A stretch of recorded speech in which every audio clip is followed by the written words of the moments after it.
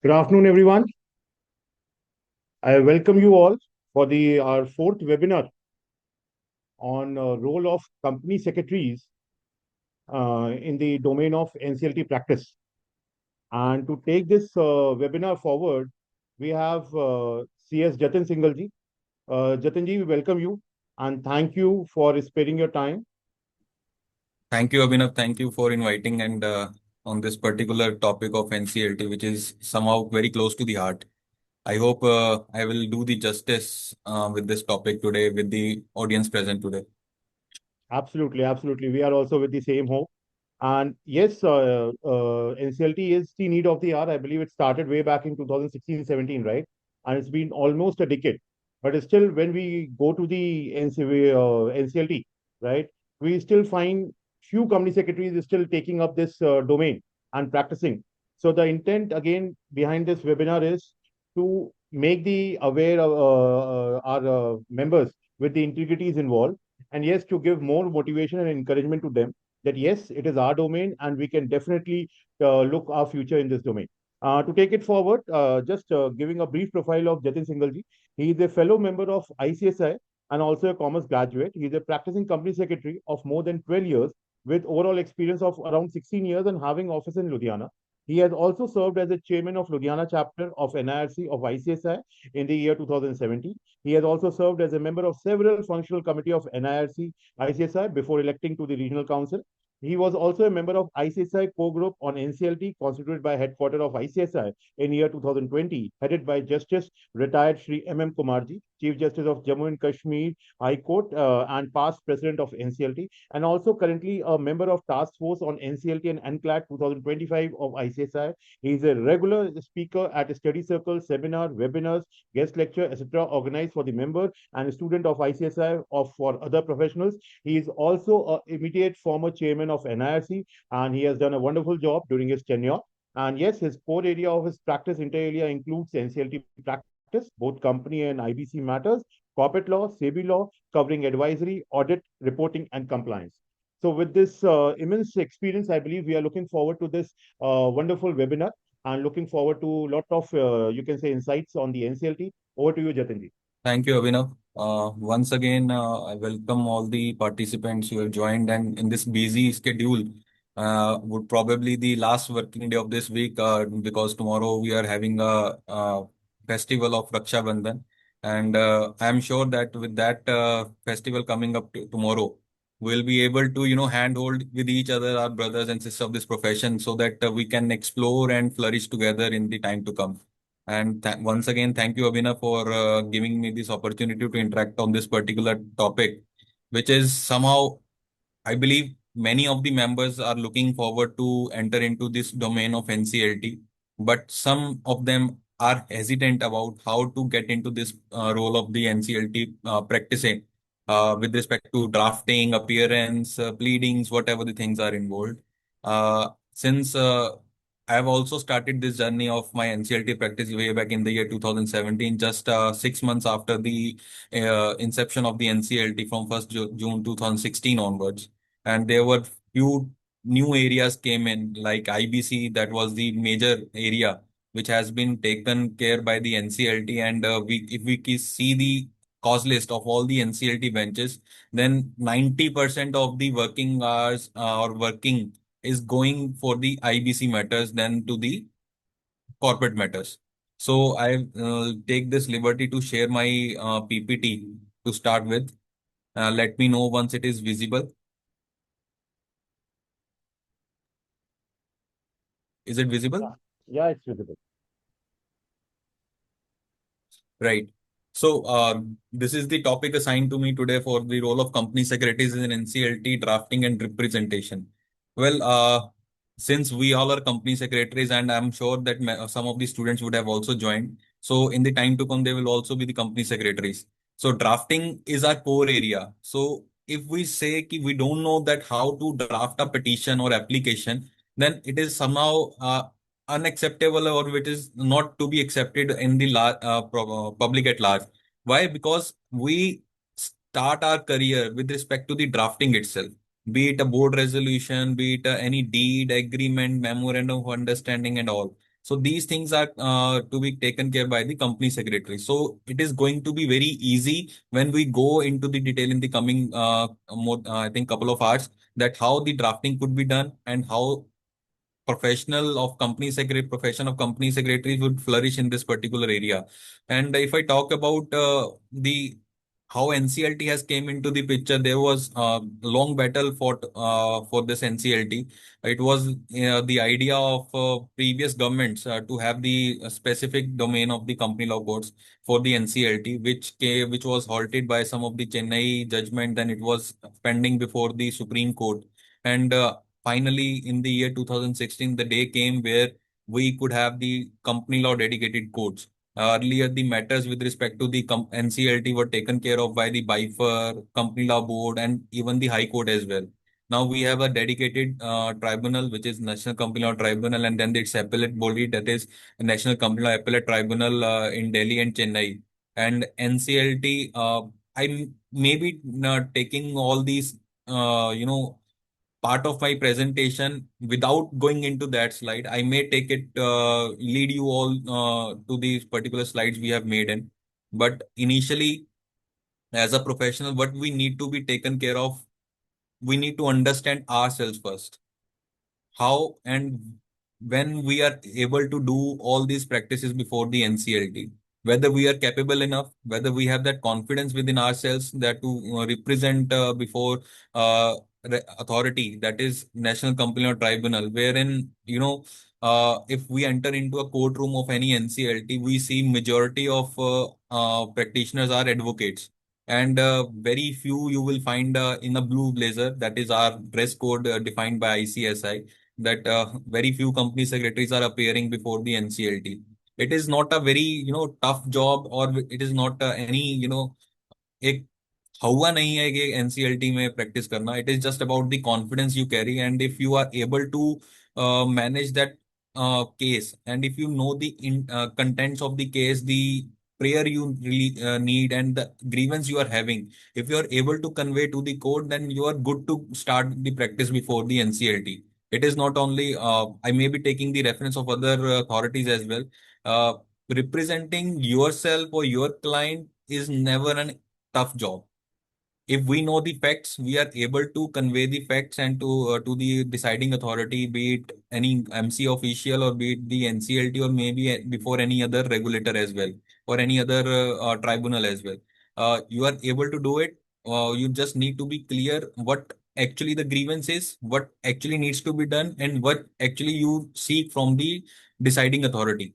So that is how the practice starts, and that is how the confidence starts. It is always a push that we require to enter into a new domain. We are already busy in our corporate law compliances, and maybe other, some of them would be working before for FEMA, some of them would be working for RERA, some of them would be working for IPRs. So there are n number of domains which are surrounded for the company secretaries. So this is one such area where I see very less persons appearing before NCLT and doing the practice in NCLT. If I share my experience in the year 2017, I was chairing NIRC chapter, Ludhiana chapter, and wherein we got a letter from the NCLT that they need to have the professionals of more than 10 years of experience, so that they can empanel them for the court NCLT convened meetings for the class meeting, or maybe the equity shareholders meeting, or maybe the secured creditors or unsecured creditors meeting for the mergers, amalgamations, and everything. So I was the one who, shared that list of professionals having more than 10 years of experience from the city of Ludhiana, because Ludhiana falls in Punjab, and we have the jurisdiction of Chandigarh bench. Uh, I think Chandigarh bench caters majority of the North India, J&K, UT of J&K, Ladakh, and then we have Himachal Pradesh, Punjab, Haryana, Chandigarh itself. So catering all these states, NCLT sought a representation from their local chapters to give their details of the professionals. And that moment I gave the name, because I was not 10 years of experience that moment. So there was a little, a disappointment, I would say, that I couldn't give my name on that letter, how I can be the panelist on the NCLT. But the day came, because if destiny has to happen, it happens for sure, and the conviction needs to be there in ourselves. When I first appeared before NCLT Chandigarh bench, and that day, because I was knowing the fact that this case in my hand is very low chances I would find that it would proceed further for the second date of hearing. And on that very day, the honorable judges asked me about my profile, and they asked me to give my profile to the registrar of NCLT, then the registrar of NCLT, so that they can have my name as the empaneled professional of the company secretaries from Ludhiana. And though I was not having that 10 years of experience, but since it came from the judges itself, so I gave my name, and that is how the confidence started building up. And I started taking up the matter of NCLT, primarily in the matter of IBC and then the corporate laws. So it is always a push required from your side, or maybe from your client side as well. Okay, if they have the confidence in you that you can represent the facts before the NCLT in a better way than the other one. Why I'm saying so? Because as a professional and a company secretary, we know the procedures, we know the process, and we know the grievance the clients are actually facing up. I'm not, against any other profession. I'm not going to argue on that. But yes, as a company secretaries, we know what we are capable of. So knowing the process and procedure always helps in arguing the matter, because the judicial members may not be knowing the whole process and procedure. That is why the NCLT is also preceded by the technical member as well. Where some these technicalities involved, as a company secretary, it always helps to get connected with the bench as well. So that is how the whole process of practicing before NCLT starts. And not taking much of the time, I will start leading you all with the second slide of this PPT. Uh, as already deliberated that it has came into the picture on 1st of June 2016 under Section 408 for the National Company Law Tribunals, and then the Section 410 for the National Company Law Appellate Tribunal. Initially, there was a few benches, but since I believe there was no Jaipur bench earlier, there was no Amravati bench was earlier established in by the NCLT, and the kind of workload the NCLT started receiving, so it was appropriate to have a Jaipur bench at Rajasthan for the matters of the Rajasthan state is separately taken care by the Jaipur bench. And initially also the Haryana jurisdiction NCLT matter were taken by the New Delhi bench. So since the High Court of Haryana and Punjab are located in Chandigarh, and majorly of all the other administrative bodies and the uh, state government offices of Haryana was also in Chandigarh, so it was found appropriate. So that Haryana jurisdictional cases should also be transferred to the Chandigarh bench. So that has also came before the Chandigarh bench, and New Delhi bench is now properly or taking care of only of New Delhi registered companies cases. So that is how the expansion of NCLT benches has also started in the recent years as well. And so NCLT had earlier bench at New Delhi itself. Only single bench was there at of NCLT in New Delhi. But since there was a demand from the southern region that they should have also another divisional bench of appellate tribunal, so there few years back that was also established in the state of Tamil Nadu at Chennai. So there's a two appellate tribunals in whole India. That is, one is New Delhi and one is in Chennai.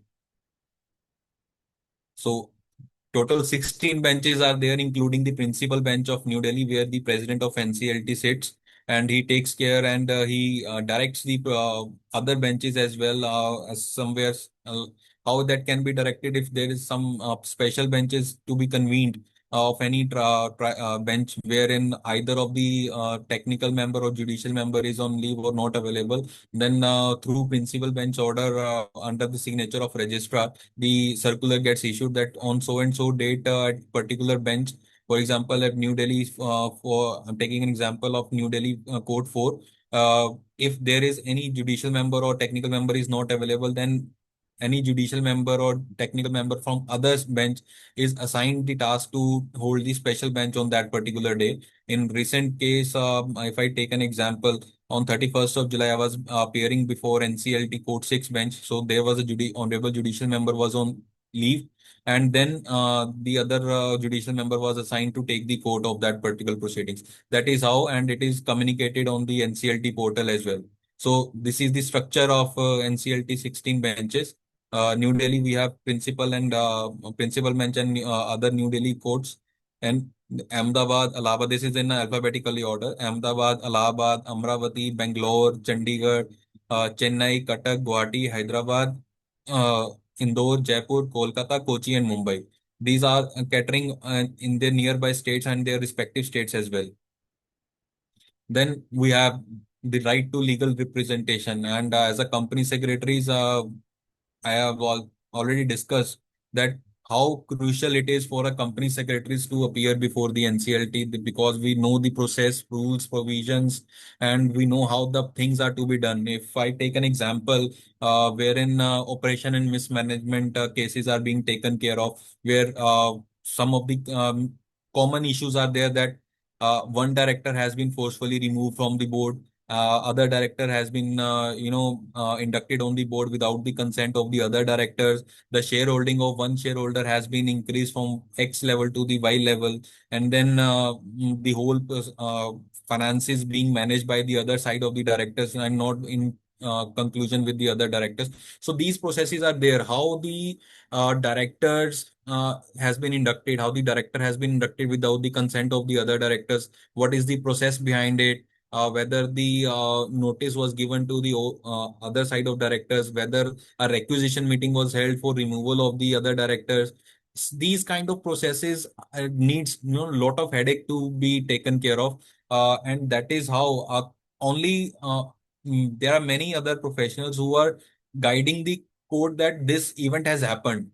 But what whether the actual procedure was there or not, what is the actual procedure needs to be taken care of. It's has to be conveyed to the court as well.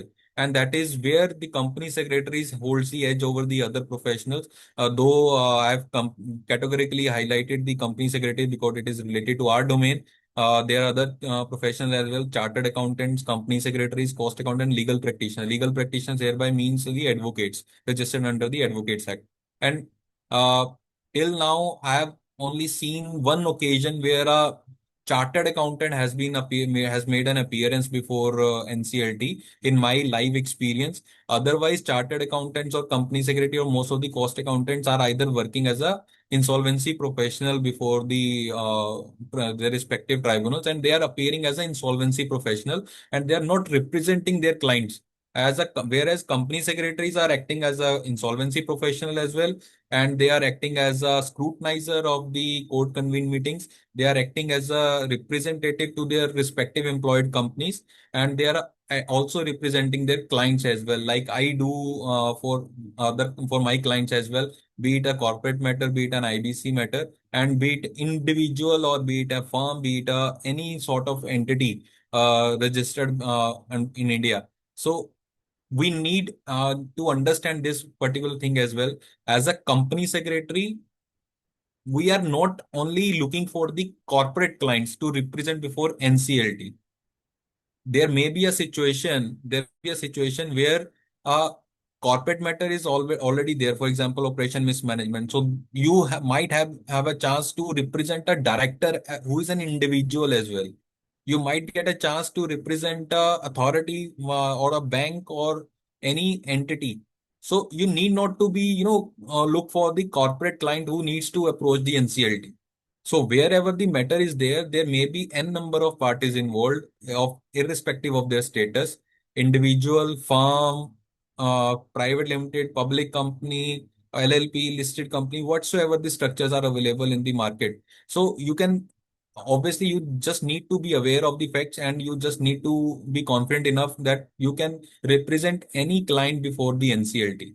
As a company secretaries, if I talk about if you are representing a corporate client, then you need to have a board resolution in your authority that okay, that board has appointed you as a counsel to appear before the NCLT, and for that matter, you might be having the board resolution. If you are representing, for example, any LLP, then again the resolution of passed by the LLP in their meeting.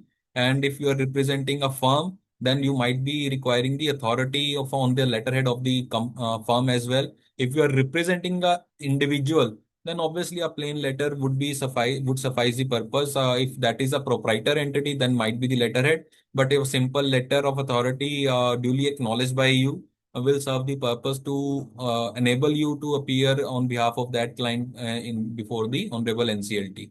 So one thing is very clear: company secretary being representing the client before NCLT, company is not the only client we may have in the future. And if any one of you have till this point of time have thought that okay, we need a company to represent before NCLT, then you need to rethink, revisit your thought process, and you can now start looking for the clients who may be required to represent before NCLT as well. So, and that is, I've taken example of the corporate side of matters. If we talk about an IBC, there are n number of litigation starts after the admission of the CIRP. Once the CIRP is initiated, then there are litigations are bound to happen between the RP and maybe the management, suspended management of the company, and maybe the other persons who are external persons, maybe the auditors, maybe the debtors, maybe the other creditors, maybe the COC against the COC as well. And their chances are that they mm, would be having a litigation, and you can represent any number or any sort of client on that particular aspect. So till this moment, we have understood that structure of NCLT and the representation under Section 432 of the Companies Act. And yes, if we are representing the client before NCLT, we need to maintain that dress code defined by the ICSI, and that is our navy blue blazer with a white shirt and a tie, and that is the dress code defined by the ICSI. And then for the ladies as well, they can also carry the same structure dress code.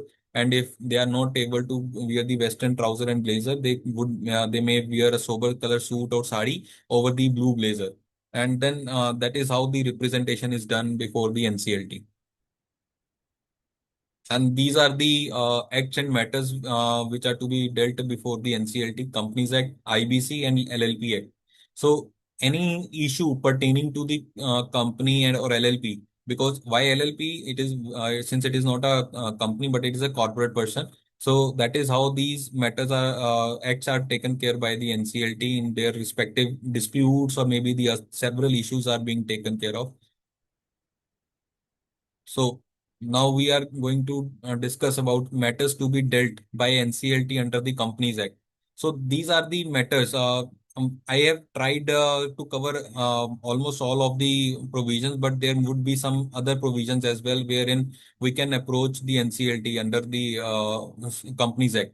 Section 7, subsection 7, legal action to be taken by the NCLT for furnishing false or incorrect information at the time of incorporation.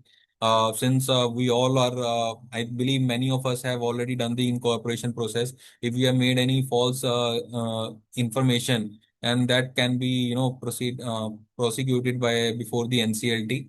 Section 55, we are currently dealing with this matter. Power to provide approval for issuance further redeemable, where the redeemable preference shares are not redeemed within the specified time. Then obviously you need to approach the NCLT to allow you to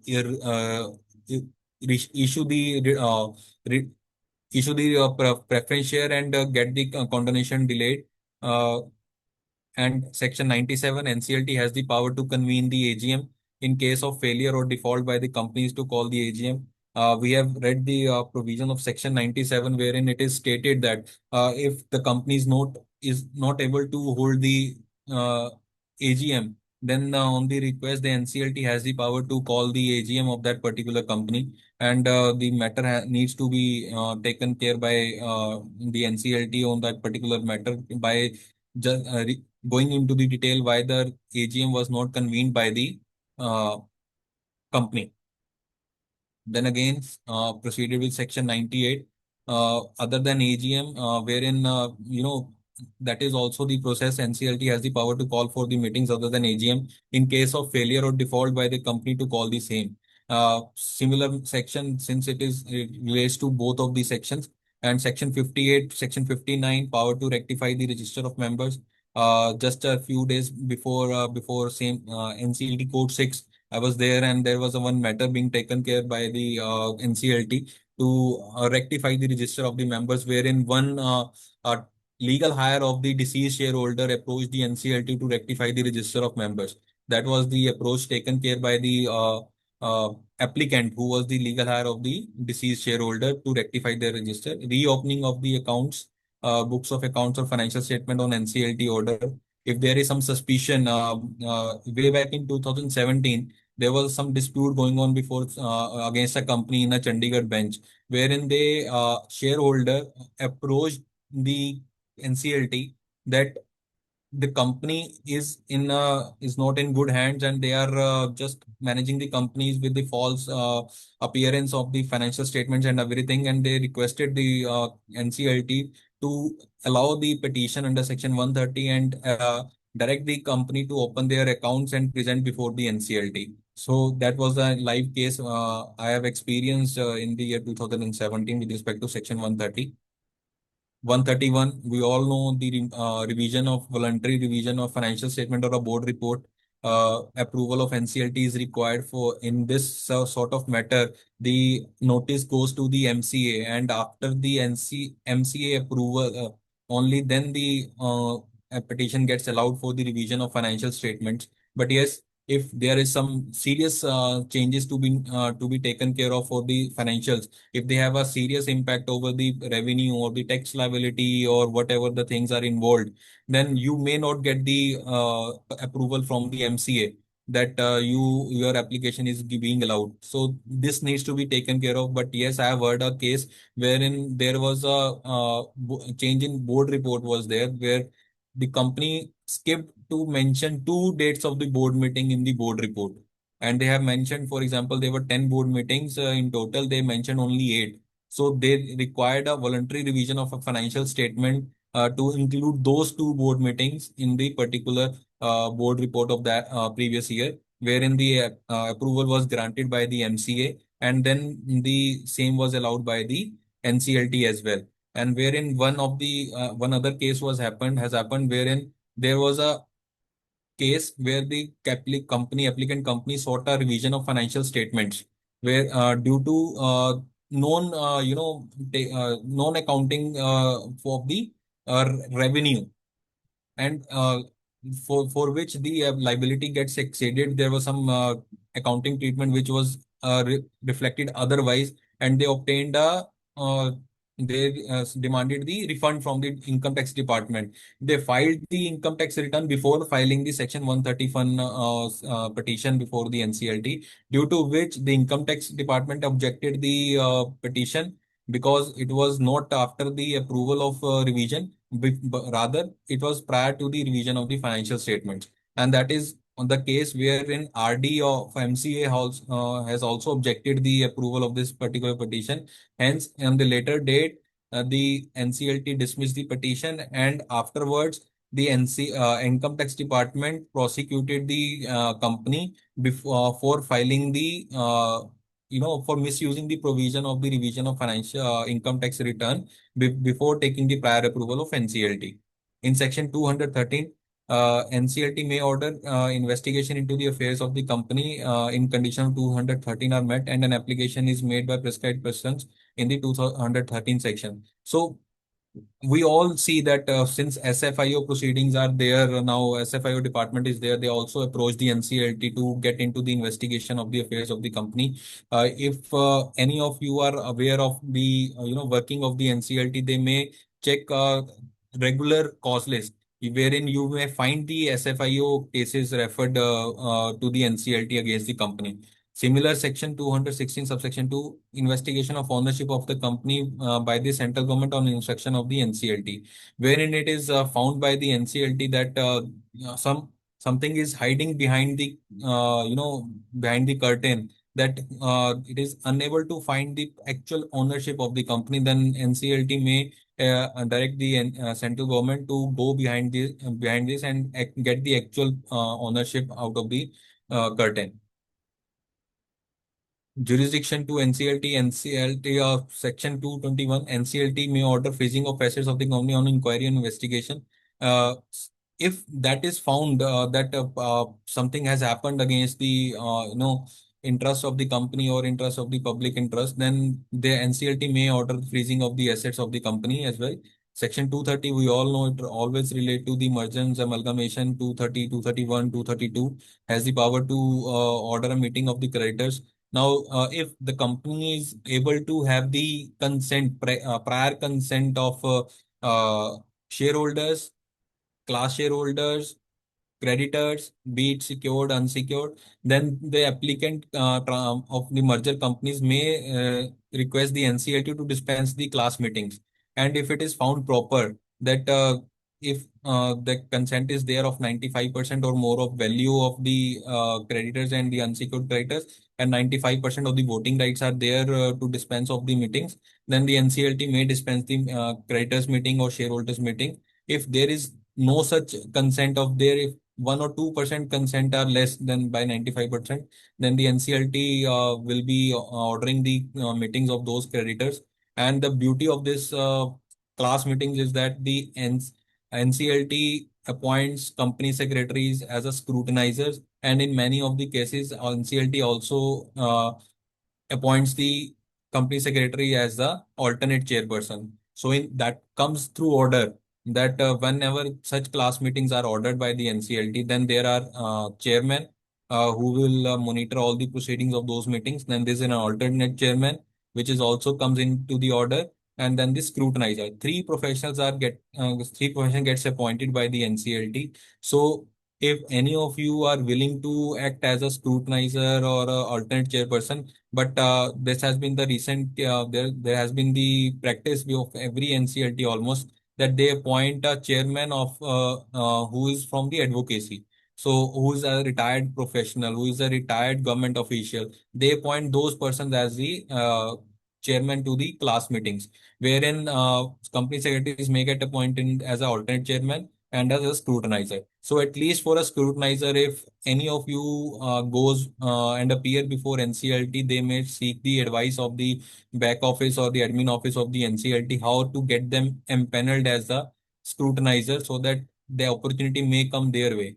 And the further beauty is that the fee to be paid is always there in the order, and you will not have to negotiate with the client that okay, this fee is agreeable with you for this particular scrutiny report. That order itself of the ordering the meeting will give the fees in itself, and before the start of the meeting your fee gets paid, so you need not to worry that whether your fee will be paid or not.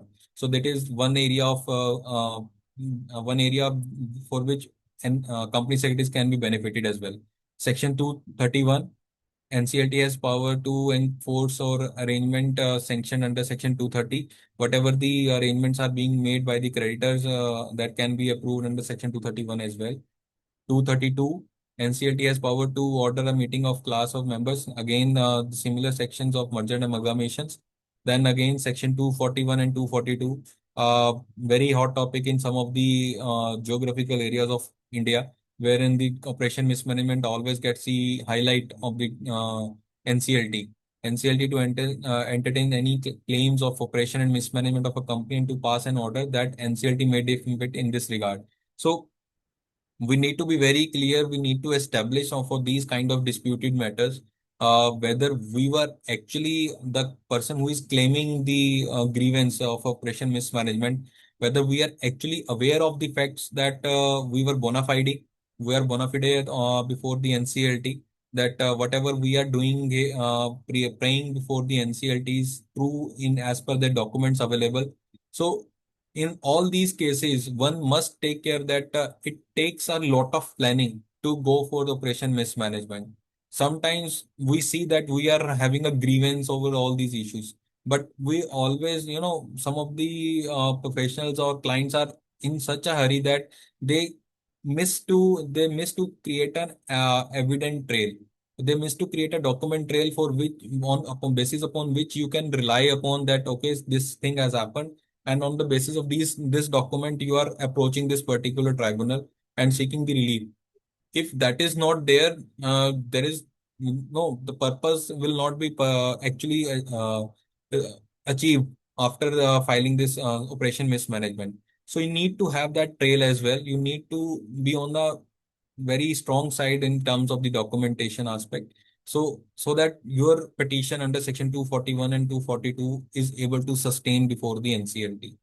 Then again, Section 252, what a opportunity it was in the year 2017, wherein many of the companies got struck off, and it got the attention of the Honorable Prime Minister in the following Independence Day, that so many number of lakh of companies we have removed from the register of members. So it gave a very apt opportunity to the professionals of company secretary to get the company revived before by the order of NCLT. Uh, that is again a very good area, and it comes every year now. Many of the ROC are striking of the companies in the on a regular basis, and you can have the edge how you can take the client in your hand and go approach the NCLT to get the company revival order. And then we have a section 441, compounding of offenses. We all know that if that is a pecuniary jurisdiction over this these kind of matters. If we have the pecuniary jurisdiction exceeding rupees 25 lakh of particular default, then you can approach the NCLT and seek the relief after this.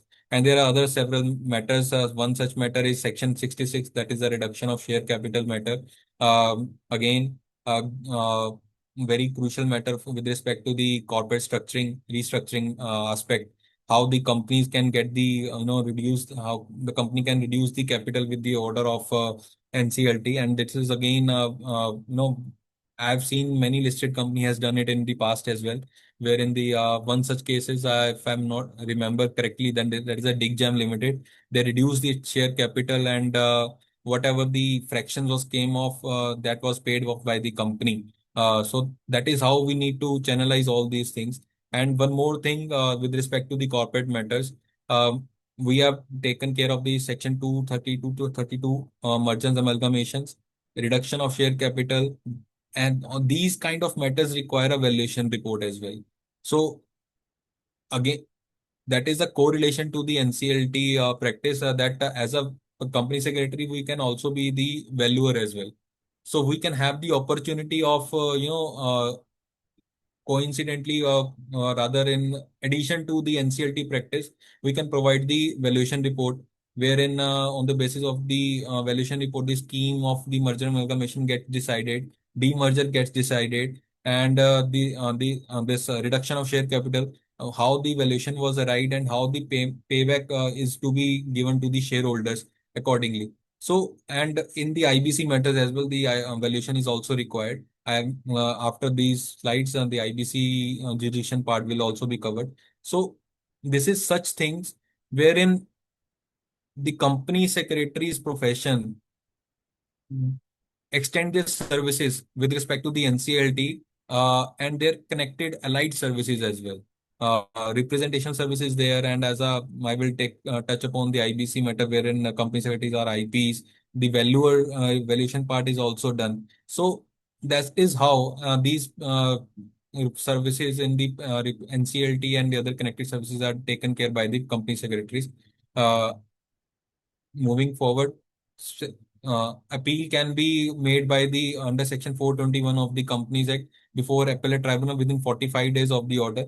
If you are aggrieved by any of the order passed by the NCLT of the any divisional bench of the NCLT, you can approach NCLAT for within 45 days from the date of order, provided that NCLAT may entertain the after expiry of 45 days, but within 45 days from the expiry of force at 45 days, if it is satisfied that the appellant was prevented by sufficient cause.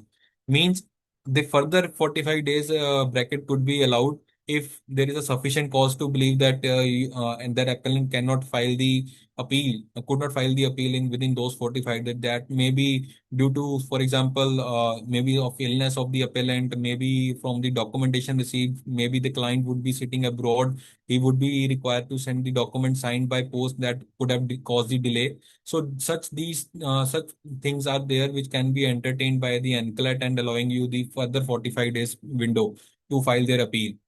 An appeal, and we all know that once the appeal is decided by the NCLAT, that further appeal goes only to the Supreme Court, not before the High Court. So, in a short, I can sum up that okay, we are practicing before High Court if we are appearing before NCLT. So there are two benches, NCLT and NCLAT Appellate Authority, and then there is no High Court includes in coming into the picture, and all these matters are taken care by the Supreme Court once it is decided by the appellate authority. Till this moment, before and Companies Act, there was matters which were discussed that it was taken care by the Company Law Board, BIFER, and High Court. There was a notification in the year 2016 itself. Whatever the pending cases before the High Court with respect to the winding up, with respect to the merger amalgamation, if they are not pending for the orders, then those cases were transferred from the respective High Court to the respective jurisdictional NCLT benches. And there was one such case. I filed a case before the NCLT as a Section 9 petition, wherein one reference was decided by the BIFER that the company needs to be liquidated, and that matter went before the respective High Court. And on that particular, due to that particular notification, since the company was ordered to be wind up, so that matter could be taken by the then High Court jurisdictional bench, wherein since the matter has already been decided by the BIFER, so the High Court had the jurisdiction over that matter than the NCLT. So we lost on that part that okay, that on the basis of that particular notification, this matter cannot be proceeded with the NCLT. Rather, it could be taken care by the High Court through the official liquidator appointed by the MCA. So sometimes not only the provisions but also the notifications and amendments always plays a crucial role in terms of the litigation going on before the NCLT. So one must be careful about the provision of the Act on rules and NCLT rules as well, and also the notifications coming up, or maybe the decided case laws that would be decided by the and maybe any other divisional bench, or maybe any appellate tribunal, or maybe of the Supreme Court. So all these judgments plays a collective role over the ongoing litigations. So one must be careful while approaching the NCLT, and while taking care of the pleadings being going on. And if one is not having an edge over the particular what we call particular latest news or latest notification, then that case is going to be lose by any of the profession. So now we are taking care of the insolvency and bankruptcy code. We all know there are three major sections of which we deal with respect to the IBC matters. That is Section 7, Section 9, and Section 10. Section 7, where the financial creditor approaches the NCLT against the corporate debtor. That there's some debt involved, and the corporate debtor is unable to pay its debt, and accordingly they seek the insolvency proceedings against the corporate debtor. Section 9, we service providers can be the operational creditor, and the supplier of goods and material can also be the operational creditor. So, if we have a debt of more than 1 CR to be received from the corporate debtor, then again we have the option to proceed under Section 9 before NCLT after following a due procedure under Section 8 of the IBC. So, these are the two sides of the creditors where in the creditors has the edge to approach the NCLT, and on the basis of these provisions, the creditor has an edge over the corporate debtor. There was a time when the debtor has the edge over the creditors before the inception of the IBC, but now the system has been changed, table has been reversed, and the seats has been reversed as well. Wherein under the IBC, the process is completely driven by the creditors. Section 10, if the company itself goes before the NCLT to request the NCLT to initiate the corporate insolvency resolution process against the corporate debtor, then that is to be covered under Section 10.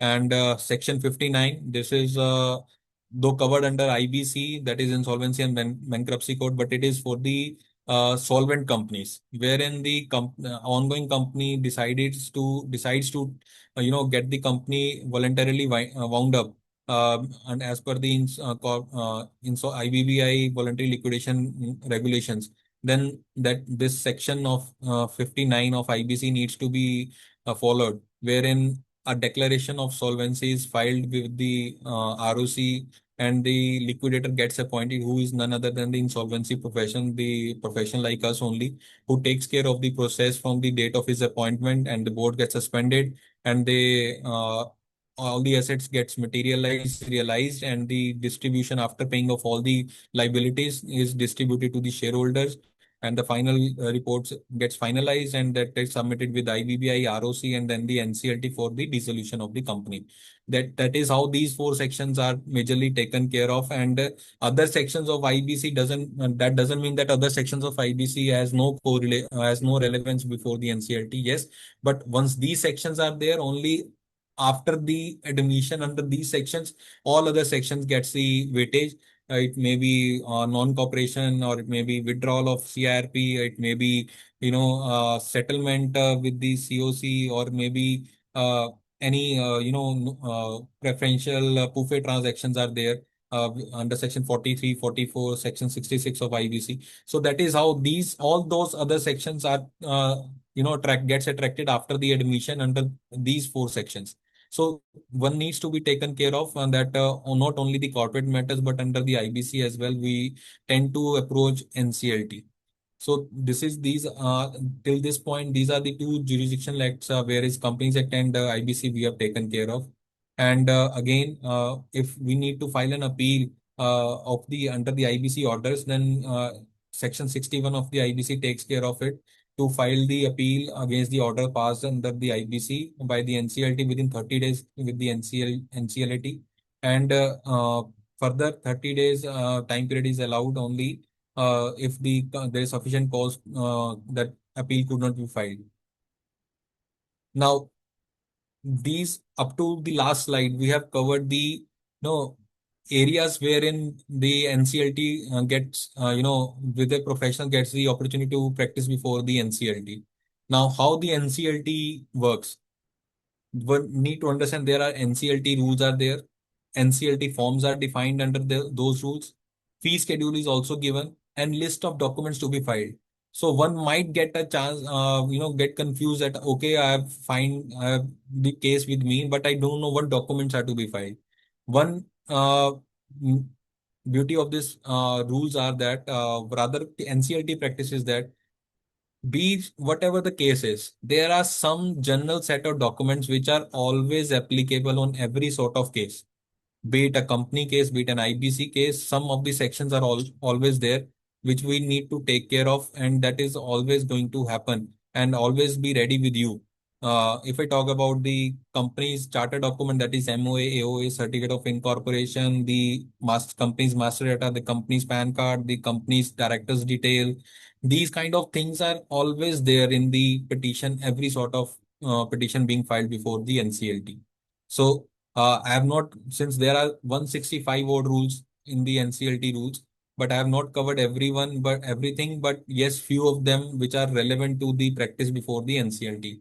That is Rule 8, sitting of NCLT.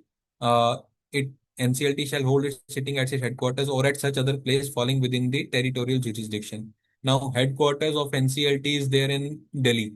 We all know that the principal bench is there, so we can call it the NCLT president. We can, synonym with the designation of the Chief Justice of the court. So that is there. And there are 15 other divisional benches uh, in New Delhi, Chandigarh, Allahabad, Ahmedabad, Amravati, Jaipur, Kolkata, Mumbai, Kochi. So there are n number of benches are there where the NCLT holds the sitting. Now, what are the sitting hours of the NCLT? Now, one may get confused that whether it is the working hours of NCLT or it is the sitting hour. There is a difference between NCLT sitting hours and the working hours.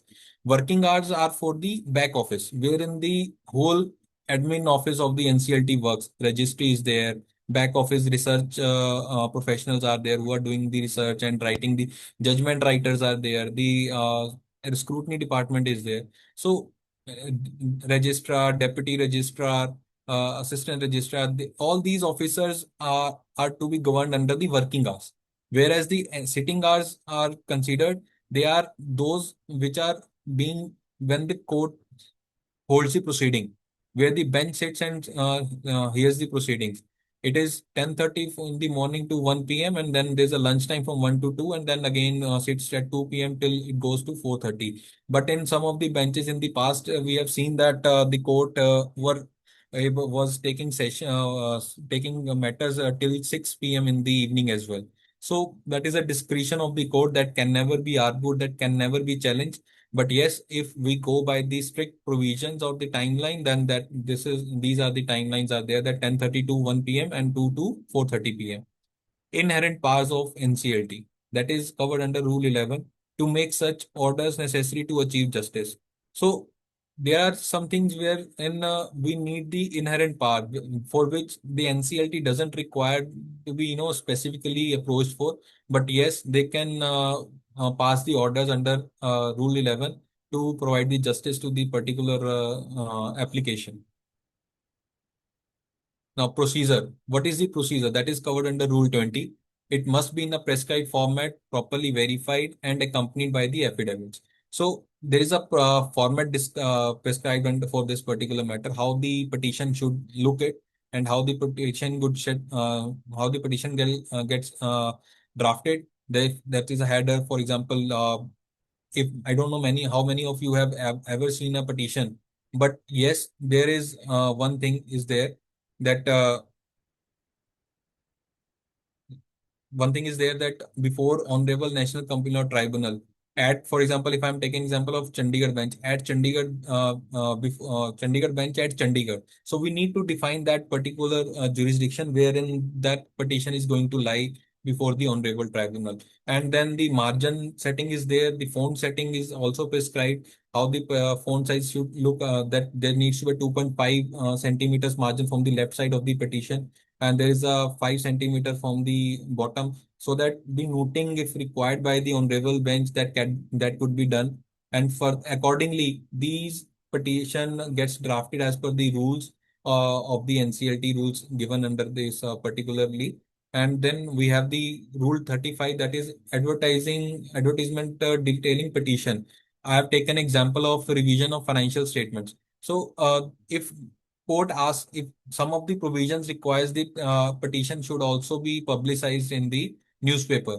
So that needs to be taken care of. That is a proper form is given of NCLT 3A, under which the details of the NCLT petition should be mentioned. If any of the stakeholder has any grievance against that petition referred before the NCLT, he may either approach the or can raise the concern with the counsel of the petitioner or before the NCLT in person or through representative.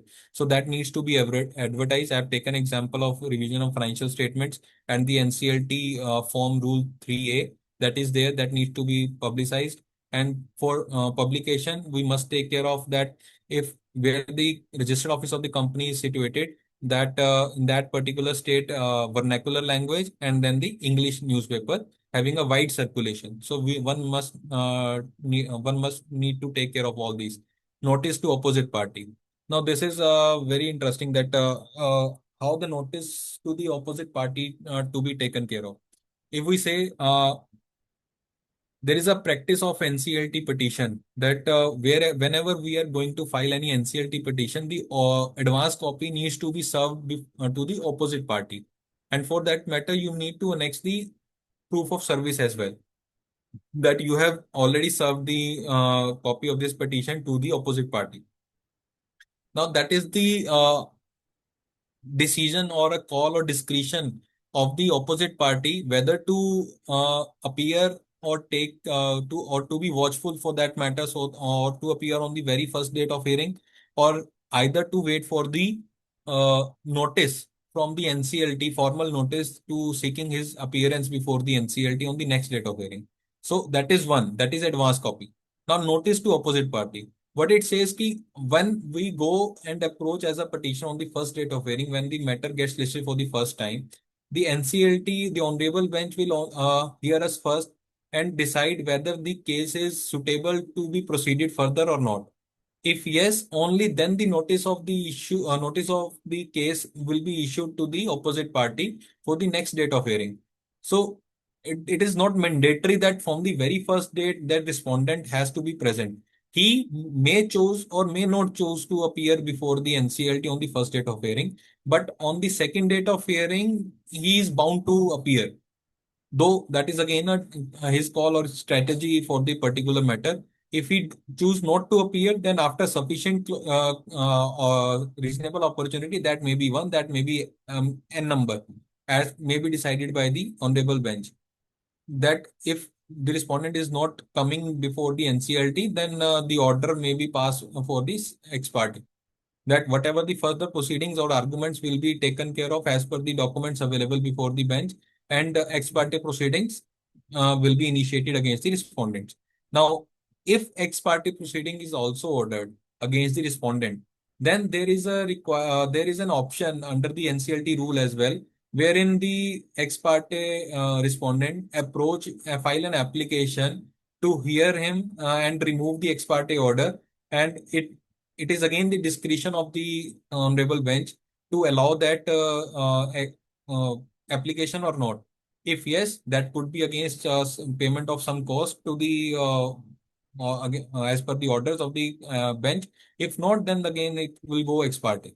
So there are n number of cases in the past which were decided ex parte as well, wherein and again n number of cases wherein ex parte orders were you know removed by against the respondent as well on the filing of a particular application. Then again, Rule 45, rights of party to appear before the tribunal. Now, it is, I think if many of you have never been to the NCLT proceedings or any court proceeding, then there is, or we always see in many of the movies as well, if I take an example, that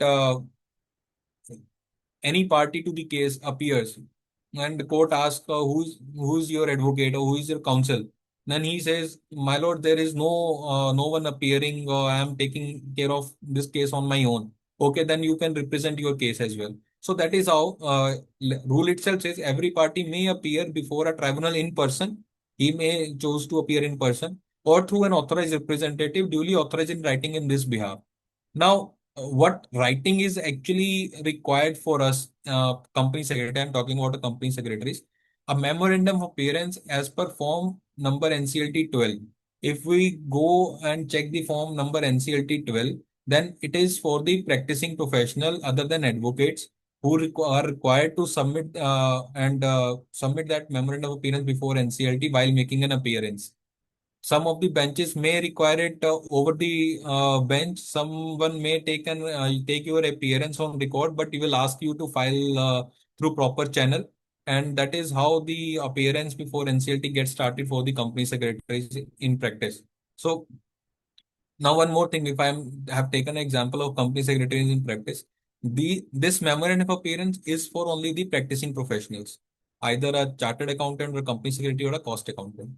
And if there is a, if we as a employed company secretary is also assisting the council, irrespective of the status of that council, from which fraternity he belongs to. But if we are assisting him, but on the given date of hearing and on the time of taking up of the matter, if that engaged practicing professional is not there, but as an employed CS, you are there and you are either seeking a passover or a short adjournment. If court asks you to brief the court about the matter, then that employed company secretary can also present or represent its company about the matter involved. And there is no bar. There is no bar, mind it again, there is no bar that only a practicing professional can appear. But yes, initially practicing professional can appear, but if you are during the course of the proceedings, you are also there, you may be asked to submit. And I have seen in the past as well, in the case, in the live proceedings as well, wherein the as employed CS who is assisting the council appearing on their behalf, then the court also asks and subsumes the representing employee of the company to brief the court. Sometimes the counsel gets fumbled, or sometimes he is not able to convey the matter involved in the particular matter, so the in-house company secretary may also get a chance to represent the company in the NCLT. Now, consequences of non-appearance as per Rule 48. Where on date fixed for the hearing the applicant does not appear, when the application or petition called for hearing, tribunal may in its discretion either dismiss or decide the application or petition on merits, then in that case, applicant can file an application for the restoring of the same. This is again not a very routine practice, but a very general practice as well. It happens with many of the councils, wherein the first date of hearing is not properly conveyed to the council, and on the first date of appearance, most of the council, no, not most of the, some of the councils are not able to make an appearance, and for the want of justice, the court adjourns the matter to the next date.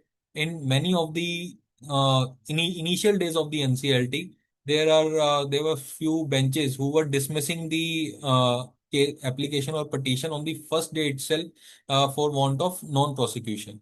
If such cases decided that the case is dismissed for want of prosecution, then the applicant has the remedy available to get the case restored and make an appearance before the NCLT.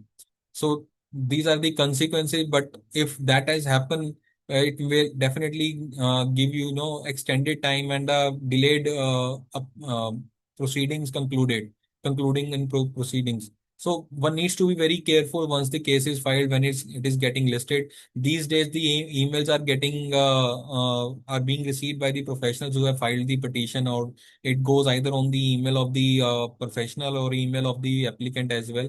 So these days the things are very quite easy, but still one needs to be very careful about who has filed the petition, to take care and be watchful about the listing of these cases.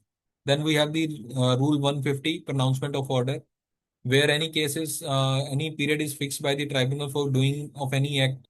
uh, I think there is some overlapping. Pronouncement of order. Once the order is, when the order is case is heard completely by the court, then the pronouncement of order gets decided. It is generally, the rule generally says, whosoever judicial or technical member have heard the case, they are bound to give the order. If that judicial member or any of the member is gets retired, then on the behalf of the other member, the court allows the other sitting officer or member to pronounce the order. And it may take in many of the recent, past cases, we have seen took around 30 days. In some of the cases, it took around 7 days. In some of the cases, it took more than 3-4 months as well from the appellate body as well to pronounce the order. In modification of the order under Rule 154, if there are any modification needs to be done, then the application may be filed under Section 154 for seeking the modification of order. That could be clerical or arithmetical error, and that could be corrected by the bench after seeking that application from the applicant, or maybe from the person who is aggrieved of that particular uh, error in the particular orders.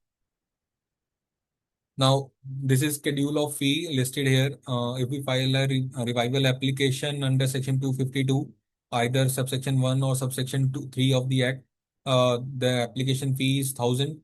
Section 241, the operation misdemeanor, the application fee is 10,000. Higher the stake, higher the fee. Section 441, compounding application seeking relief. So nothing, not a much burden over the pocket. 100,000 fees, rupees 1,000 is there. Section 7 of the IBC, and it may also be read as Section 10 and Section 7, 25,000 for initiating the CIRP process of 25 by paying a court fee of 25,000. Section 9, operational creditor, already overburdened by non-receipt of the payment, little relief, paying 2,000.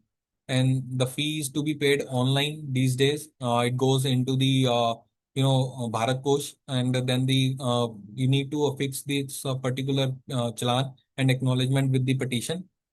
Fee for inspection, if you need to inspect the file of the particular case, then you need to pay rupees 200 as per inspection rule 114. And these are the few forms which are mentioned herein, how the application goes before the NCLT. One is the original application, wherein original reply rejoinder, it specifically ask about the header and what the matter needs to be taken care of. Then you need to give notice of admission under NCLT 2, wherein you will give the notice to the NCLT that this is the particular matter and seeking so and so relief. General affidavit verifying petition. This is the very much important document for any petition wherein one person is, verifying the contents of the petition being filed or reply being filed. NCLT Form 9, appeal a petition application in form of affidavit. If anything is being filed on the form of affidavit, then this form needs to be taken care of. Form NCLT 12, we have already discussed. Memorandum of appearance for any practicing professional other than advocate.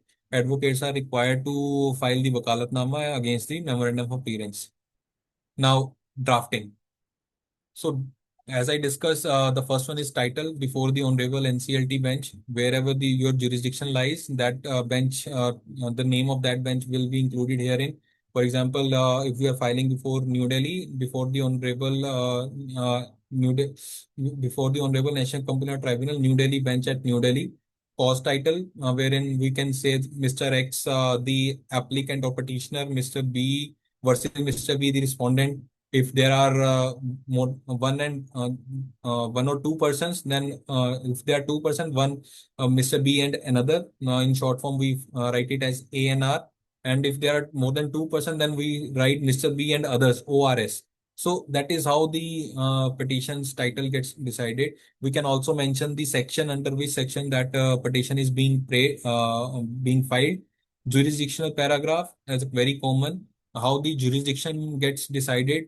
The NCLT has a geographical area of jurisdiction, as I discussed about the Chandigarh bench in the initial and New Delhi for the New Delhi.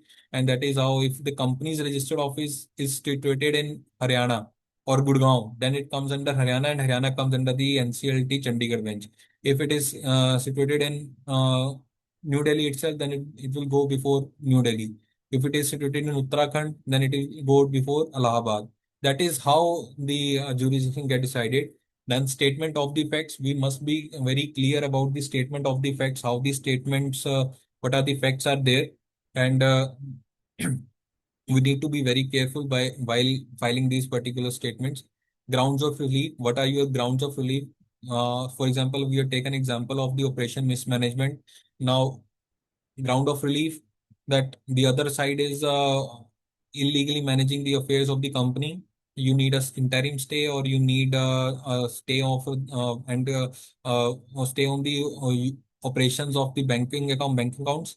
As such, ground of release are there. Prayer clause. Then again, you need to be very careful by while deciding the prayer clause. It should not be the vague one. It should be very clear cut, very definitive, so that even while praying for it in the initial hearing, that could not be overlooked by the honorable bench.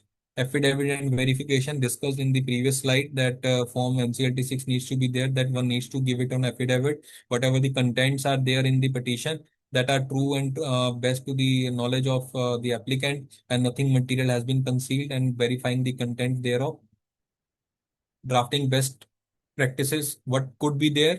Use simple, formal, and very precise language that should not be, full of ambiguity. That it should not be the case that you have got the drafting done from the other professional, and while arguing, you are not able to, correlate with the content of the petition. Logical structure and chronology. If you are taking example of operation mismanagement, we cannot say, okay, first event was the removal of director, second event was the appointment of the other director, third event was the illegal allotment of the shares, and we are filing it, okay, on the very latest date it was the uh, allotment of share. On the previous instant it was the appointment of director. On the last event it was the appointment. So date wise event chronological order needs to be there, so that we need, uh, again take an example of a movie. We saw the movie that, okay, it goes, there is a proper sequence goes on. Start होगा, उसके बाद चलेगा, फिर चलेगा, एक chronological order define होता है. That is how we need to define it in the case as well, so that there is no confusion whatsoever going into the head of the bench as well. Support facts with the documentary evidence. We just not simply say to the bench that, okay, this is the grievance or this is has happened. But if we say that they have appointed the other director without the consent of the previous director, but how come, whether we have any document, whether is there any a document place evidence placed in before us that this particular event is contradicting this particular document. We cannot simply say on a verbal allegations. We need to support it by way of evidence as well. Include legal provision, proper prayer clause. You need to be very careful while drafting the petition and include the legal provision as well. It is not simply the case of the petition that you are simply writing it and writing it, but there is no violation of that particular provision which you have mentioned in the plain writing.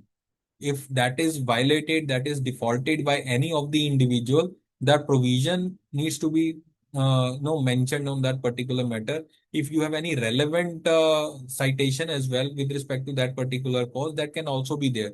As in reference to the so and so decided case, as per decided by the apex court, or in reference to so and so case, this has happened wherein the court has also granted the relief. So you need to take the references as well. Avoid unnecessary repetition. We are not writing an exam wherein we were writing a first para again as a third para. We need to avoid all those jargon things. We must be careful that whatever has been written in the first para or second para, that should not be repeated in the following paras as well. Again, common drafting mistakes to avoid: vague prayers. We need not to have the vague prayers. Overloading with irrelevant facts. We just need to be, very careful that only relevant facts are there. We should not be just to make the petition healthy and heavy.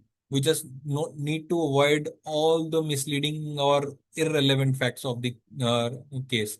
Poor grammar and formatting, missing annexures. Avoid doing that.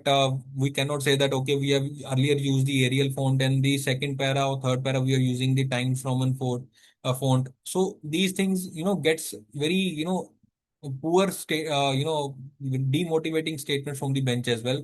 In the past, there are court doesn't hesitate, but if the drafting is not good, they will definitely convey the message you need to improve on drafting, or they may not be able to, comfortable to take your case. Missing annexure, you have taken the reference of the annexure in one particular para, but that annexure is not there. If that annexure is there, that annexure is not proper, not legible, or very dark, or very it is not easy to read, or it is connected another page is missing, or some of the para is misprinted or something like this. Not complying with the NCLT formatting rules. As we discussed that the NCLT rules are there and forms are there, how the petition needs to be drafted. One needs to be very careful about those things. Now, after doing all this, I will take you to the things how the petition gets filed before the NCLT as well. I have taken the screenshot from my login IDs and how the things are being filed.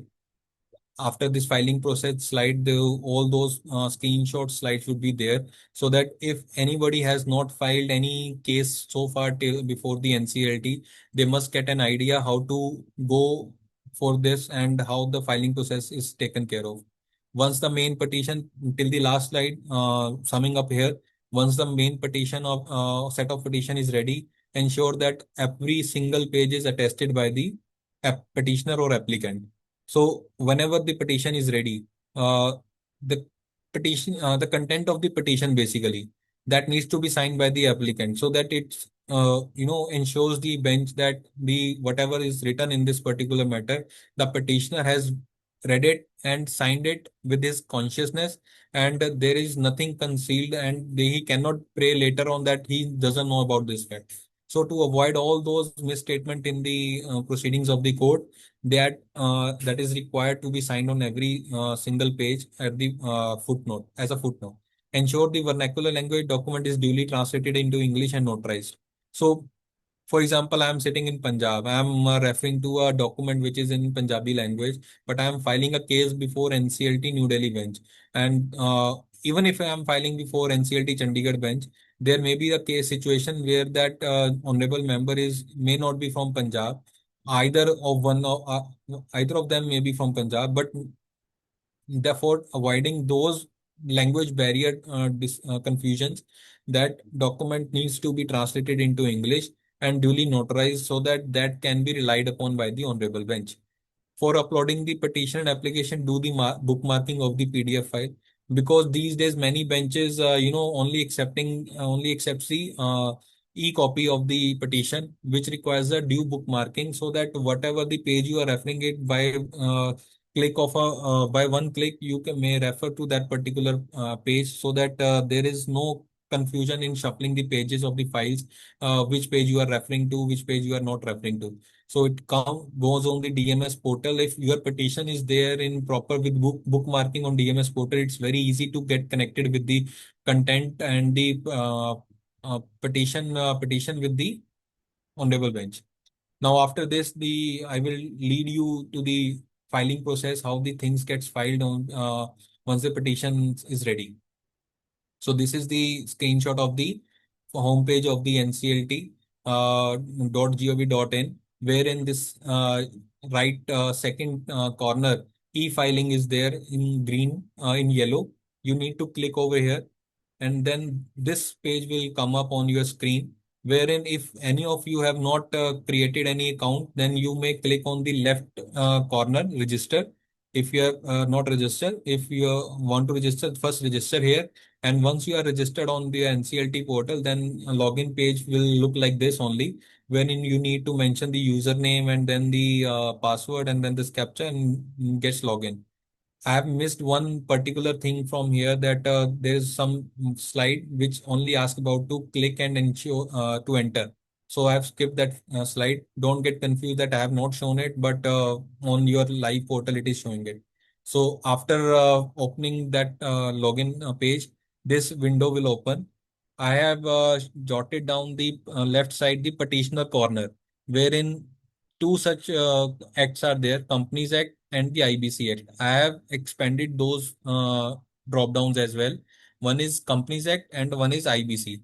So if Companies Act is there, fresh filing and the application filing. Now you would be saying how two filings are there. What we need to do with which one to opt? If we one could say that okay, we need to file a revival application. So it may be considered as a revival, it's a application filing, not the fresh filing, but not that is not the case. A fresh filing means the first petition of the case, right? So you need to click on the fresh filing. If there is an ongoing case of any matter, then you need to go for the and you need to file an interlocutory application or intervening application. You need to go for the application filing. So, and again, below that application filing, there is IBC code 2016. So if any one of you is going to file IBC matter, that is their fresh filing, and then the application filing, then the pre-package insolvency. So as per your relevance of the case, you may opt any of these. Fresh filing means section 7, section 9, section 10. Okay. And after that, once the section 7, 9, or 10, whatever the case may be, the case is admitted. After that, you need to file the application. For example, now the case is admitted. I am the RP. I need to file a application to seek the replacement of mine with the other insolvency professional. So I will go and opt the application filing. After application filing, whatever the process will lead, I will take you. I have curated these slides as the fresh filing for the company's law matter. Okay. Moving forward. Now, here, once I field I've opted for the fresh filing, this page will open. Now, watch very carefully. I have opted NCLT location, Chandigarh. My bench is Chandigarh. Jurisdictional location of the Register Office, State of Punjab. That is why Chandigarh is there. Case type name, company petition, because it is a fresh filing. Company petition, there is a drop down into this particular field. If you will opt, you will see it. And I have opted for the company petition. I have filed, then again, are you qualified in MSME sector? I opted for no. You may opt for yes, as the case may be. Right? Case title, it will be pre-filled, or auto-filled once the every field is filled. Okay. So this is, not editable. Subject matter, I have opted from a drop down. Sorry, this is a editable matter. You need to file it on your own. Reduction of share capital I entered. Okay, suit claimed, since it is not a suit, it is not amount claimed anything. So there is disabled clause. Then there is a remarks. There is you may enter any remark. This is editable field. I have not kept it anything. Okay. Then section 2, which I referred, reduction of share capital, that is 66. Subsection, this is again from the drop down list. You will get it and you can select it. Now, hypothetically, I opted for the auto component industry. There is n number of industries given in this industry drop down. So you may opt as per your relevant case. Okay. If you have opted for the section 66, this fee field is auto pre-filled. I have not filled on my own. This is auto pre-filled. 5,000 is the fee. And moving forward. Now this is for the petitioner. Now, whosoever the petitioner, if I am filed for the reduction of share capital, there must be a company. So company's detail would be there. If we need to fill in, they will ask for the SIN. That will automatically pop up. They will ask for the SIN. If we will SIN, this field will auto filled. This will get auto filled, and you need not to mention every details on your own. And once you do it, submit the petitioner side. Then again, you go on the third tab, that is add respondent. Whatever the respondent, for example, reduction of share capital, I may be, having the uh, respondent as the regional director, Ministry of Corporate Affairs. So I would fill the details over here. Uh, since regional director is not the company, so I cannot choose the company. I can opt the others field. If there is you're filing an application wherein or petition wherein no respondent is there, you can opt for NA, that is not applicable. And accordingly, this field needs to be filled. And afterwards, you need to go for the add representative, right? I have filled, since I have earlier filled in the petitioner column that who is the petitioner, I filled Jatin Singhal. So that Jatin Singhal will be auto pre-filled. Since I practiced before NCLT and my name is already there as a one of the council, so I type it here and in the drop down I got my name and got it selected. If you may write any other advocates, any other professional's name who is already appearing before NCLT, his name would appear in the drop down. So after picking all these details, you need to click submit. Once you submit it, it will ask you to the add document, whatever the document is there.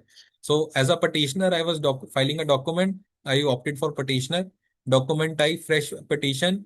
I opted one file to be uploaded and selected and uploaded from my system. And total pages, it will auto calculate those number of pages which is being uploaded. And then this goes. And after this slide, it will ask you to submit the proof of service as well. Proof of service, which I initially discussed, that the advance copy of the petition should go to the respondent as well. So that proof of service needs to be affixed as well. I will show on the drop down document filed by a petitioner, and the document type will also having a drop down of a proof of service. I opted for proof of service, then choose file, and then again selected and uploaded the proof of service. That will again I have to submit, and once it is submitted, the document is uploaded. Now this is the checklist. Now after uh, uploading all these documents, rather I would say once when there was no such online mechanism to upload the petition or refile the petition with the NCLT, there was a physical set of documents were filed earlier. When one original copy along with two office photocopies were submitted with the NCLT in triplicate, and that is in a paper book. If I show you how the paper books look like, just a moment.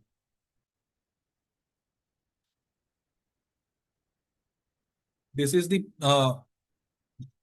if I am this is the paper book. This is a Cobra file we can offload, and this is the file we filed before the NCLT. Right? This is in a paper book. So one cannot assume it. Okay, we can do it spiral and file the before with the NCLT. So paper book has to be like this only, and it is it gets submitted with the NCLT on a triplicate format.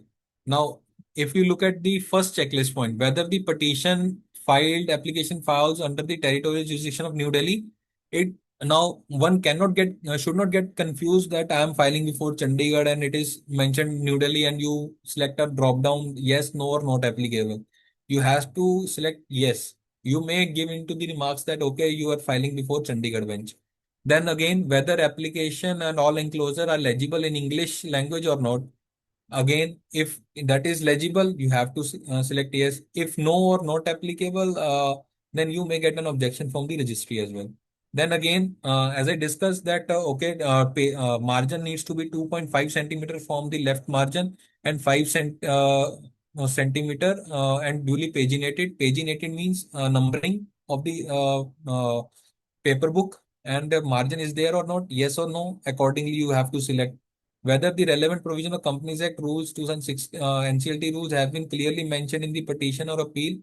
Uh, Now, you would say where it needs to be mentioned. It needs to be mentioned on the title page or on the index page wherein you are filing. Where discussed that there needs to be a header before Companies Law, National Company Law Tribunal, Chandigarh Bench at Chandigarh, and under section, for example, section 66 of the Companies Act 2013, and read with Rule 77 of the NCLT rule, which clearly talks about the reduction of share capital uh, matter, and also reduction of share capital rules as well. That is also there. NCLT reduction of share capital rules. So you need to refer all those provisions as well. Whether petitioner, applicant, appellant is entitled to have the requisite qualification to file the section 241, 242, whether you are holding that minimum requirement of the shareholding to file a reference under section 241 or not, then that needs to be there.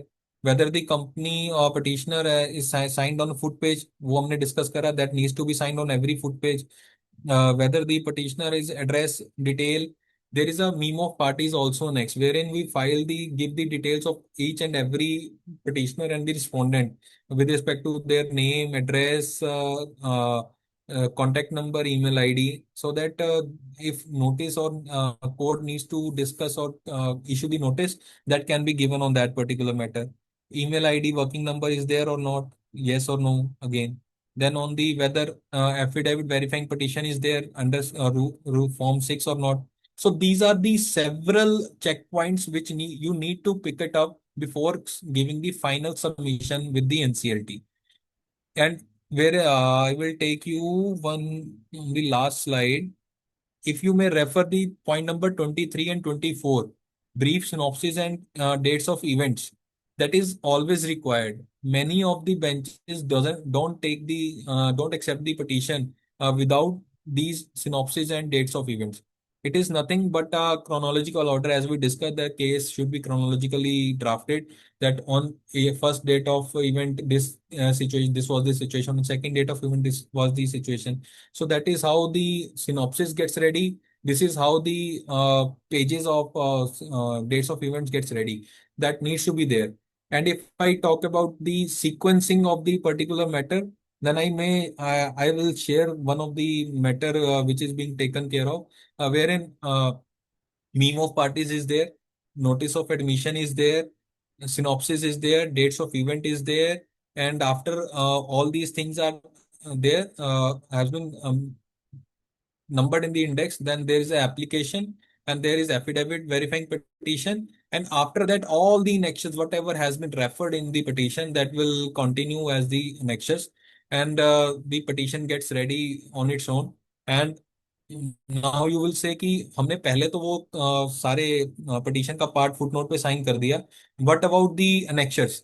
Annexures are also required to be verified by the either by the petitioner or the counsel who is representing the matter before the NCLT as a true copy. And if it is in vernacular language, then you need to get it translated and notarized. And that is how the things works. Once these checkpoints are done, you need to click submit at the bottom. And after bottom, you are ready to, get the overview of the case and pay the fee, and that the fee will get generated. Now, that was the part of up till the matters which were can be taken care before the NCLT. The drafting part was there, the filing part was there. Now we are ready to move forward. Now move forward means we are ready to set and appear before the first date of hearing. And before once we appear for the first date of hearing, the pleading gets started. Pleadings means the written document which is being referred by the NCLT or by the court is part of pleadings. Application or petition we have filed, that is there. And afterwards, what will happen? The court will hear us on the first date of hearing and decide whether the case is ready to be proceeded further or not. If yes, then they will issue notice to the opposite party and ask the opposite party to file their reply and appear in person on next date of hearing. The reply is will be filed by the opposite party who is a respondent or defendant, as the case may be. And the court also gives the opportunity to the petitioner to file a rejoinder against the reply filed by the respondent. And if on filing of the rejoinder, if respondent needs to file further counter, then he needs to seek a permission from the honorable bench to file a sur rejoinder. So that is after the due permission from the NCLT, not on its own. That is not the inherent right of the respondent. And once these petitioner reply and rejoinders are filed, then there comes a situation or time when stage when court may ask you to file a written submission or a brief note. That is nothing but a written argument, so that whatever the pleadings has been taken care, has been filed, objections has been filed, further objections has been filed, the written submissions or brief note needs to be there, and that could be further leading to the verbal arguments. So after all these things has happened, the pleadings includes the arguments. After the arguments are done, then the matter is over from your side, from the party side, until unless it is listed by the honorable court for the rehearing. There have been numerous cases wherein rehearing has happened in case of mergers amalgamations, in case of IBC matters as well, in case wherein the retired judges have heard the final arguments, but since it has been assumed by the new member of the NCLT to make them aware what has happened in the case before giving the final verdict, they place a matter for a rehearing to hear the final arguments before the newly incumbent member of the NCLT. That is how the pleadings gets worked. We need to be very careful about the pleadings or things, whether the matter is getting listed, whether the matter is being taken up, whether matter is being replied by the opposite side as well. If not, by you can wait for one or two hearings and you can start pressurizing the honorable bench, since the respondent is not appearing in person, appearing and not made the appearance in the past as well. It has caused the substantial loss to your interest, so you can pray for the ex parte orders. You need to be very careful. If it has not been taken care of for more than a good number of hearings, then you can obviously mention the case before start of hearings, that since this matter has not been taken care of for the last so many hearings, and it is required due indulgence of your urgent hearing and everything. If even that verbal plea is not taken care of, you can formally file an application for the early hearing as well, preponement, and accordingly things can happen. So you need to be very careful. If on such, if any of the hearing you are not able to appear in person, or you are not as a counselor not able to appear due to some illness or maybe some personal issues, or maybe you are held up in some other court as well, try to pass on the message through some other professional who can appear as a proxy counsel, who can seek a passover. What is passover? We need to understand these terminologies as well. What is passover? Passover means when you are not able to take up the matter on the very when the matter is called up and it is being adjourned for a short time. It may be for the half an hour or maybe 1 hour, or court may say okay, we'll take up after lunch. So this is a short adjournment from this on the same date, and you need to be very careful while appearing before NCLT. I always take an example whenever I take the session, like if you are entering a courtroom, you need to bow down before honorable benches. They may or may not be watching you, but at least some of them may be watching you. Maybe the your peer professionals are there, maybe the clients are there, maybe the court staff is there who is watching you how you are behaving in the court. And once the court file is there before the honorable bench, you need to I have seen many times the best part of the current scenario is any one of you can watch the proceedings of any NCLT by sitting at your comfort place. You can just log in and check the cost list of any NCLT. Just log in the WebEx ID and make a entrance into the virtual room like you are doing here now. You can just monitor the proceedings, how the proceedings are being taken care, how the councils are taking the matter. I have seen the matter since one matter. Okay, item number one is over. Item number two is being called up. before the file reaches before the honorable bench, the counsel starts arguing the matter. Maro, this matter is related to revival of the company. This in this matter, the company got struck off. But that file is still not opened by the honorable bench.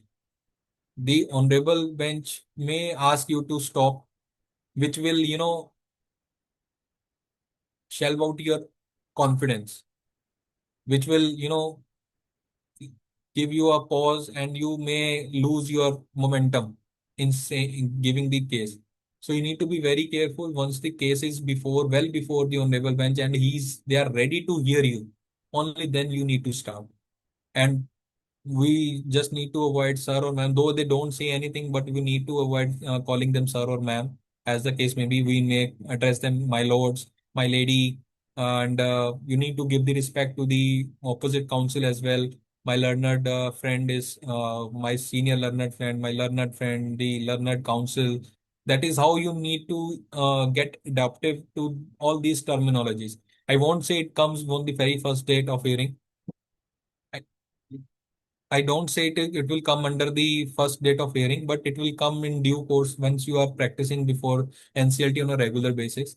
And the best part of practicing before such tribunals is that your drafting, your appearance, your speaking skills, you are making out the cases, you are finding out the points of how to represent the cases gets improved day by day. The more you appear, the more you learn, the more you improve, the more you get the results.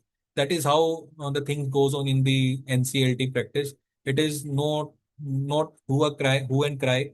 Uh, you will just gain the, and if you are hesitant that okay, you may get you may get reprimanded by the by the honorable bench before other advocates or before other professionals. Everyone is of same class. Everyone is of same class. I have seen court who is after the senior designated advocates who are senior in the professions, everyone gets confused, everyone makes a mistake, everyone makes a make good case as well. So it is a regular process, a gradual process, one needs to be taken care of, and one needs to be confident enough to proceed with.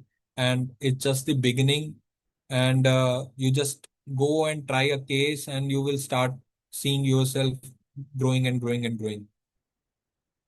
That's all from my side. Thank you so much. I hope the participants could have learned something good out of it. And if still I could be of any help, my contact details are here.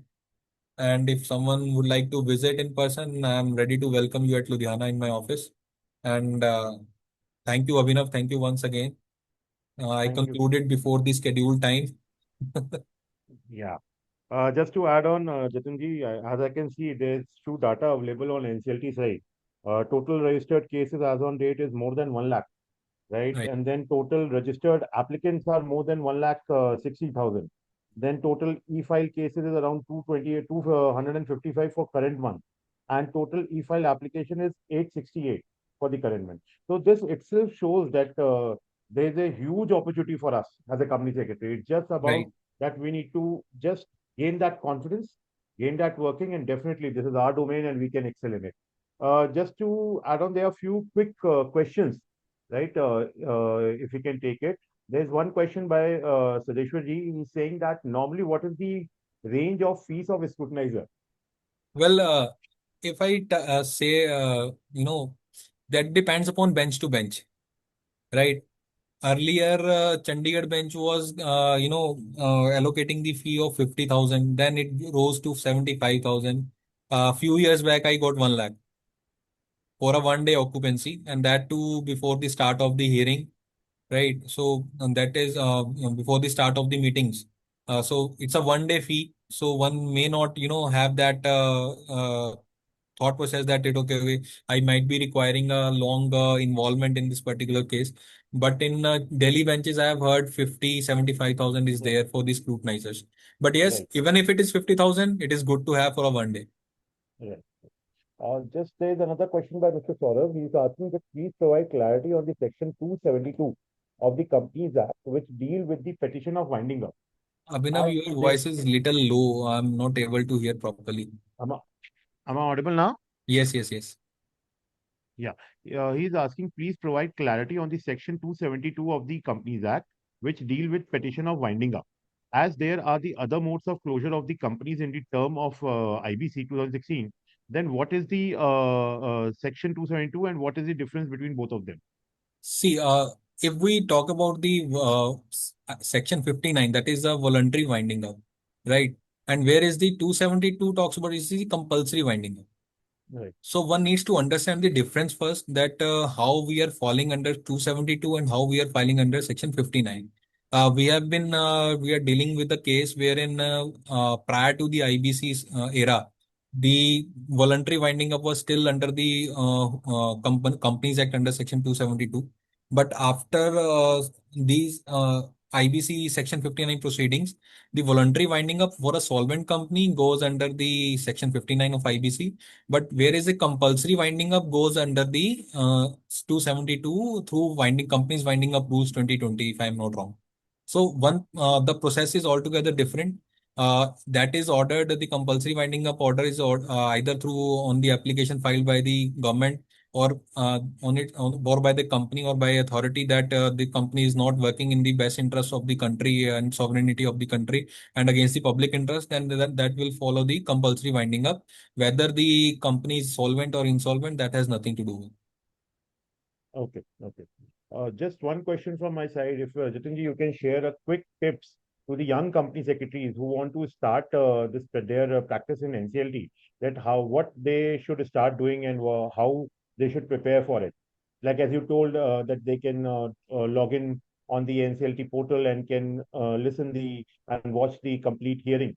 So if you can share the quick tips for the same. See, first of all, that is one of the major steps कि हम online we can go and online see the proceedings, but we need to be very careful about the tech involved. We should be the screen should be muted, the screen should be video off, and we should not sitting open with the mic and sitting open with the camera if we are not a practicing professional, right? So as a student, that needs to be very careful. And afterwards, and since many of the students are not allowed to enter into the NCLT Delhi bench at least, but yes, if any one of who is attending this, if is a student and is either in Chandigarh or Punjab, if he or she needs to visit Chandigarh bench, then do let me know. I can take them for a NCLT tour as well. And otherwise, if I say about what else needs to be taken care of, as a student, as a young member, uh, member is already qualified enough to go for the NCLT matters. Just they just need the confidence to have with them, and with this PPT, the what is actually required, that is also there. Make do the mistake will get corrected for the lifetime. Whatever the insights I have shared, I have myself made some mistakes in the in the first ever filing of my case, and I got very good lesson from that. And after that, those mistakes are never happened has never happened with me, at least. So for the students, and if they are not into the training, or if they are going into the training, they need to attend those firms, to join those firms who are practicing before NCLT, so that that can give you an edge, and accordingly it will be very helpful for their career as well. Okay, okay. Thank you. Any other questions from the participant who want to ask? They can unmute themselves and definitely can have a quick question from the speaker. Even if any one of you is not having a question right now, maybe hesitant of it, the share contact details I have already shared, and you may reach to me through Abhinav directly to me anytime, anytime. Right, right. Anyone?